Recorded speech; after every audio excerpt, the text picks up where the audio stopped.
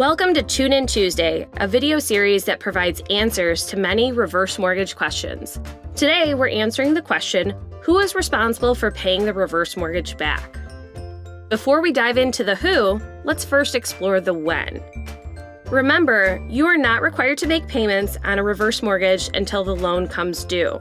As long as you continue to pay your property taxes, homeowner's insurance, and home maintenance costs, the reverse mortgage will not come due until you sell the home, move out, or pass away.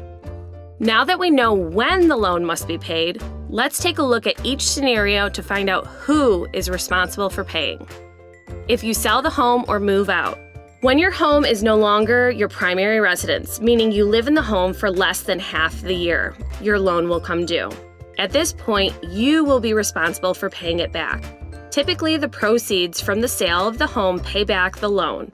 Any remaining proceeds from the sale are yours to keep. If you pass away, many people worry that their heirs will be left to pay back the loan if they pass away. Heirs actually have a few options. If they wish to keep the home, they can refinance into a traditional mortgage. They can purchase the home for what is owed on it or 95% of the appraised value, whichever is less. If they want to sell the home, they can use the proceeds from the sale to pay off the loan. Any remaining money is theirs to keep. Whatever happens to make the loan come due, remember this: government-insured reverse mortgages are non-recourse loans. That means if the home sells for less than what is owed on the loan, FHA insurance will pay the difference, not you and not your heirs.